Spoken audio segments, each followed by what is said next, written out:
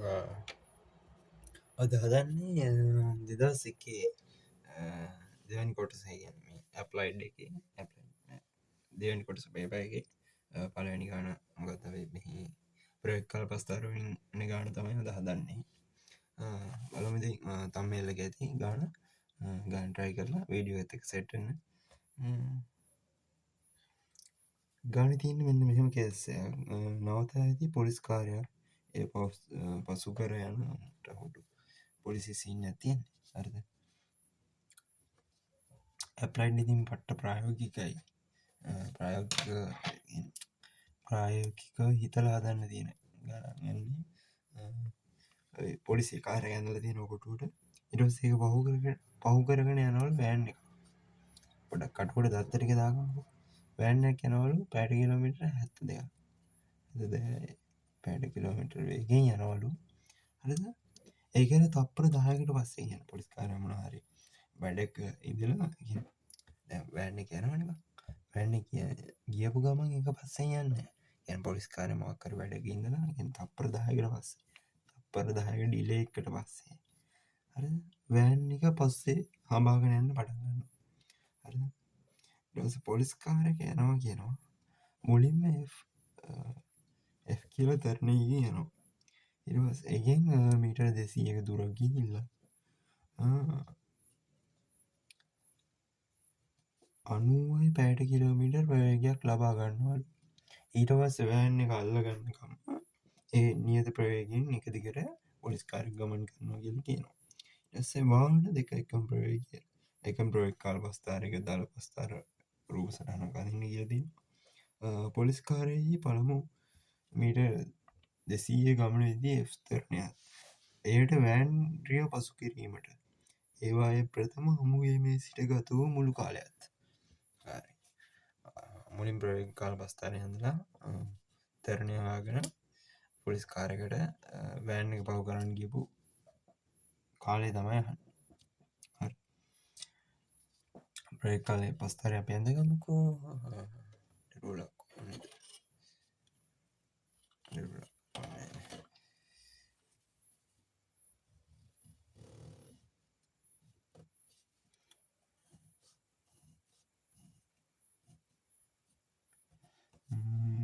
පාට දෙකකින් අඳින්නද? මම වෑන් එක රතු පාටින් අඳින්නවා. මෙන්න වෑන් එකේ ප්‍රවේග කාල ප්‍රස්ථාරය ඔයාලට හොයාගන්න. පේපරේට එහෙම රතු පාටින් අඳින්නවා. ඒ කියන්නේ ඔයාලට පැහැදිලිව බලා ගන්න ඕනේ. වෑන් එකේ ප්‍රවේග කාල ප්‍රස්ථාරය නියත ප්‍රවේගයෙන් යනවා කියනවනේ. පොඩ්ඩක් අමතක වෙනවා මේ පොඩි කේස් එකක් තියෙනවා. මෙතන මේ දැන් මේ පැයට කිලෝමීටර වලින් දීලා තියෙන්නේ වෑන් එකේ වේගය. පැයට කිලෝමීටර අගය අපි තප්පරයට මීටර් කරගන්න ඕනේ. හරිද? තප්පරයට මීටර වලින් තමයි ආදේශ කරන්නේ. කිලෝමීටර කියන්නේ 3යි.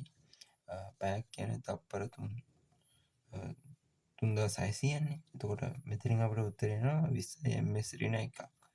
හරිද? පැයට කිලෝමීටර 72 කියන්නේ 20 ms ඍණ 1 තප්පරයට මීටර 20යි.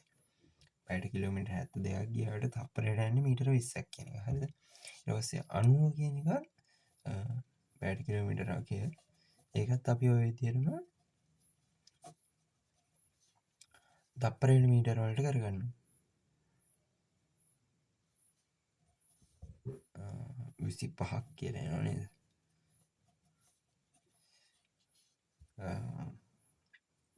දැන් මේක ඔයාලා ෆිසික්ස් වල එහෙම දන්නවා කියන්නේ 18න් 5න් ගුණ කරාට පස්සේ කියන්නේ පැයට කිලෝමීටර අගයක් 18න් 5න් ගුණ කරාට පස්සේ කියන්නේ තප්පරයට මීටර කරගන්න පුළුවන් කියලා දන්නවනේ ෆිසික්ස් වලින් ගණන් එහෙම හදලා තියෙනවා නම් ගණන් හදනකොට දන්නවනේ ඒ ක්‍රමේ දැන් මේ කියන්නේ 2000න් පස්සේ ගණන් වල එහෙම ලොකුවට සුළු කිරීම බලලා නැහැ. 2019 පස්සේ ගණන් වල ඔය පොඩි සුළු කිරීම එහෙම වලට එහෙම ලොකු ලකුණක් දීලා නැහැ. ඒ වුණාට මේ 2000න් මේ 2001 2002 ඔය 2010 11ට යනකම් ගණන් වල පොඩි සුළු කිරීම වලට ලකුණු හම්බෙලා තියෙනවා. මෙතන මේකට ලකුණු 5ක් හම්බෙලා තියෙනවා. මේක පැයට කිලෝමීටර් 72 තප්පරයට මීටර කරනවට ලකුණු 5ක්. මෙතන ලකුණු 5ක් හම්බෙලා. හරි. එහෙම කරන්නේ නැතුව ගාන ඉස්සරහට යන්න පුළුවන්. ඒ වුණාට මෙතන ලකුණු 10ක් විතර නැති වෙනවා. එතකොට මෙතන අපිට ගන්න පුළුවන් ප්‍රවේගය 20යි කියලා. මේ වෑන් එකේ චලිතය. හරිද? ඊට පස්සේ පොලිස් කාර් එකේ චලිතය පැත්තට ගියොත් එහෙම ඒක ගමන් කරන්න ආරම්භ කරන්නේ තප්පර 10කට පස්සේනේ. හරි.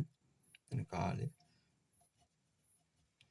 තප්පර 10කට පස්සේනේ. එතකොට මෙතනින් තමයි පටන් මුලින්ම මේක තරණේ යනවා කියලා කියනවා. F කියන තරණයකින් ගිහිල්ලා 25 ms නේ ප්‍රවේගයක් ගන්නවා. 25ක් ප්‍රවේගයක් ගන්නවා. F කියන තරණයෙන් තමයි යන්නේ. හරිද? ඊට පස්සේ ගත්ත ප්‍රවේගයෙන්ම දිගටම යනවා වෑන් එක අල්ලගන්න. හරිද? ඔන්න වෑන් එක අල්ලගත්තා. කියන්නේ මෙතන. හරිද? ඔන්න සෙට් පොච්චි. හරිද? එතන අපි කාලය ගමු කැපිටල් T කියලා. වෑන් එක අල්ලගත්ත වෙලාව. මෙතන අපි ගමු කියන්නේ පොලිස් කාර් එක උපරිම ප්‍රවේගයට ගියපු කාලය අපි ගමු T1 කියලා. හරිද? අපි ඊට පස්සේ අකුරු ටිකක් දාගමුකෝ මේකට මේ රතු පැනින් දාගමු. O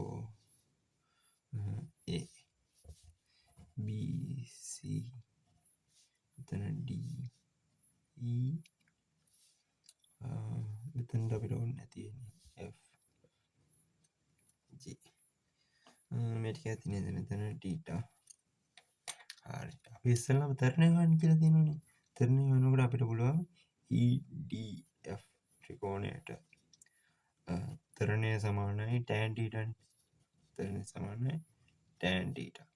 tan theta කියන්නේ ED බෙදීම FD බෙදීම AD. එහෙමනේ. හරිනේ. FD මෙතන F තියෙන්නේ. ඕකේද? FD බෙදීම ED. වලින් අපිට tan theta. හරිද? NF. F නේ තරණය F. හරිද? තරණය කියන්නේ tan theta. FD අපිට ගන්න පුළුවන් 25යි කියලා අතනින්. ED කියන්නේ T1 අඩු කරන්න ඕනේ 10ක්. T1 එකට ඉන්නේ 10. අපි T1 අගය දන්නේ නැහැ. හරිද? T1 අගය හොයාගන්න පුළුවන් මේ තරණයෙන් ගියපු කාලය අපිට දීලා තිබ්බ මීටර් 200 කියලා. හරිද?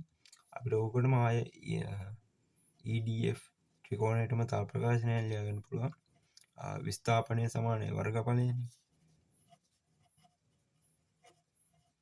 විස්ථාපනය සමාන වෙනවා වර්ගඵලය. විස්ථාපනය 200යි. ත්‍රිකෝණයක් ඉඳලා භාග්‍යවතාවක් ආධාරක පාදය යොමු කිරීම ලම්බ ආධාරක පාදය එනවා T1 එකට ඉන්න 10 නේද? එන්නේ. ED නේ ආධාරක පාදය. මේ EDF ත්‍රිකෝණයේ ආධාරක පාදය ED වෙනවා. හරිද? ED තමයි ආධාරක පාදය. ඒ කියන්නේ අපි හොයාගන්න ඕනේ T1 එකට ඉන්න 10. ඒක තමයි ආධාරක පාදය. එතකොට ලම්බ උස 25යි. T1 එකට ඉන්න 10ට අපිට ප්‍රකාශනයක් ගන්න පුළුවන්. මෙතන කපලා දැම්මම 4 8යි 8 2 16. T1 එකට ඉන්න 10 කියන්නේ 16. එතකොට අපිට තරණයට එන උත්තරයක් 25 බෙදීම 16. හරි? ඉවරයි. හරි. තරණය හොයලා ඉවරයි.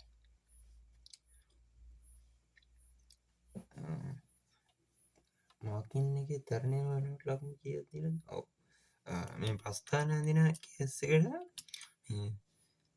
මුළු පස්ථාරයටම ලකුණු 15ක් මෙතන සෙට් වෙලා තිබ්බා.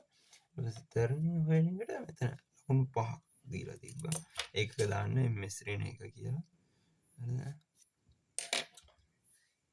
ඊට පස්සේ තව කේස් එකක් අහලා තිබ්බ නේද? අපි මේ ටික හදුවත් මෙතනම ලකුණු හම්බෙලා තියෙනවා 30ක්. ලකුණු 30ක් හම්බෙලා තියෙනවා. තව 10ක් නේද? ඔව් ලකුණු 30ක් හම්බෙලා තියෙනවා. ඊළඟට අහනවා පොලිස් රථය විසින් වෑන් රථය අල්ලා ගන්න මොහොතේදී අය හමු වෙන මොහොතේදී ආරම්භක හමුවීමට පස්සේ ගත ගත වෙච්ච කාලේ. කියන්නේ පළවෙනි හමුවීමෙන් පස්සේ ආය මේ දෙක හමු වෙන්න කොච්චර කාලයකටද පස්සේ කියලා තමයි යන්නේ. ඒ කියන්නේ කැපිටල් T තමයි අපිට හොයාගන්න ඕනේ. හරිද? කියන්නේ මේ දෙන්නගේ විස්ථාපන සමාන වුණොත් තමයි මේ දෙන්න ආය හම්බෙන්නේ. ඒ කියන්නේ අපි ගමුකෝ පොලිස් කාර්යයේ වෑන් එක B කියලා. B ගේ විස්ථාපනය සමාන වෙන්න ඕනි. මම නිකන් ලියනවා කටුවට වගේ පොඩ්ඩක්. B ගේ විස්ථාපනය සමාන වෙන්න ඕනි A ගේ විස්ථාපනය. කියන්නේ පොලිස් කාර්යක විස්ථාපනය. හරිද? ඒ කියන්නේ OABC වර්ග බලය සමාන වෙන්න ඕනි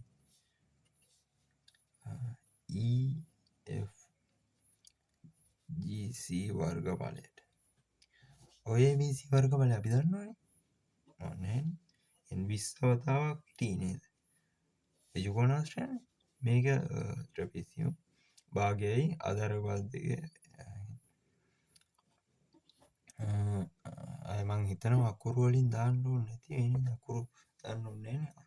ආධාරක බල දෙක එකතු වෙයි.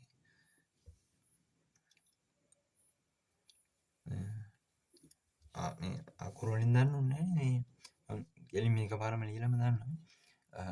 FG දිග ගන්න ඕනේ. FG දිග කියන්නේ T ඍණ T1. මෙතනින් අපි T1 ට උත්තරයක් අරගෙන ඉමු. මෙතනින් T1 ට එතකොට T1 වෙනවා මෙතන 26 තප්පර කියලා. මෙතන මොකද T1 අපිට කේස් එකක් එනවනේ මෙතන T1 ඇඩ් වෙන හින්දා. එතකොට EC දිග ගන්න පුළුවන් T ඍණ 10 කියලා. ඕකේ. මම හිතන ප්‍රශ්නයක් නැහැ කියලා. ලම්බ කුස්ස 25.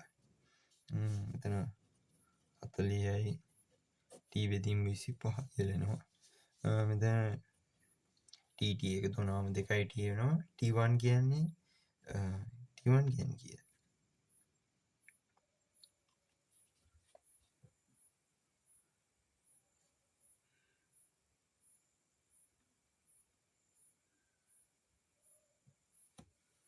T1 කියන්නේ 26යි ඍණ 36ක් නේද? හරි ප්‍රශ්නයක් නෑ. ඒක අපි පයින් ගුණ කරලා මේට ආයෙ ගුණ කරලා T1 ට උත්තරයක් ගන්න පුළුවන්. සුළු කිරීමක් තියෙන සුළු කිරීමක් පුළුවන් කියලා මම හිතනවා. මේක පහෙන් බෙදුවා 8යි T බෙදීම 5 තමයි 2යි T ඍණ 36. එහා පැත්තට පහින් ගුණ කරොත් 8යි T ඍණ 8යි T සමානයි 10යි T ඍණ 180 කියලා එනවා.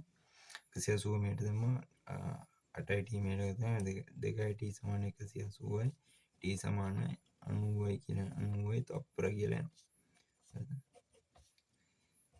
තප්පර 90කට පස්සේ තමයි ආයෙ නැවත පොලිස් කාර්යයි වෑන් එකයි හම්බ වෙන්නේ. දැන් කෙනෙක්ට එකපාරටම හිතිලා මේ 10ත් මේකට එකතු කරයිද දන්නේ නැහැ. මේ වගේ පිස්සු එහෙම කියලා ඉන්නවා. කියන්නේ 10 එකතු කරන්නේ නැහැ. මොකද මම මේ කාලේ බිඳුවේ ඉඳලා මෙතනටම තමයි සම්පූර්ණ T කියලා ගත්තේ. ඔයා ගන්න හදන විදිහ අනුව ඒක වෙනස් වෙන්න පුළුවන්. මෙතන ඉඳලා මෙතනට කාලේ කැපිටල් T කියලා ඔයා ගත්තොත් එහෙනම් මේකට 10 එකතු කරන්න ඕනේ. එහෙම නැතුව හැදුවොත් මේක මේ කිසිම කේස් එකක් නැහැ. ආයෙ මොකොත් එකතු කරන්න ඕනේ නැහැ. මම බිඳුවේ ඉඳලා මෙතනට සම්පූර්ණ කාලේ තමයි හොයාගෙන ආවේ. හරිද? ඒතකොට මෙතනට තව ලකුණු 10ක් හම්බෙලා තියෙනවා මාකින් එකේ. හොයනවට T හොයනවට කැපිටල් T හොයනවට. හරිද? කොහොම තමයි යන්නේ ඉතින් වැඩේ. එක දවසින් දවස මේ විදිහට එක වීඩියෝ එක බලාගෙන ගානින් ගන්න පාස් පේපරේ හැදීගෙන යනවා. ඔයා නොදැනුවත්ම දන්නේම නැතුව පාස් පේපර් ගණන් ටිකත් හැදිලා ඉවර වෙයි. අපි දැන් ටික යනවා කියන්නේ අවසානයේ දක්වා කියන්නේ 2000 ඉඳලා 2025 වෙනකම් ඔක්කොම ගණන් ටික හදනවා. කොහොමද වැඩි වෙලා යවන්න බෑ. වීඩියෝ ඉවර කරන්න හරි වැඩ ටික කරන්න. අනිවාර්යෙන්ම ඉතින් ඔයාගේ අනාගතේ ඔයා තමයි තියන්නේ කරන්න ඕනේ. කට්ට ගාගෙන වැඩ ටික කරමු. හරි. සුබ දවසක්.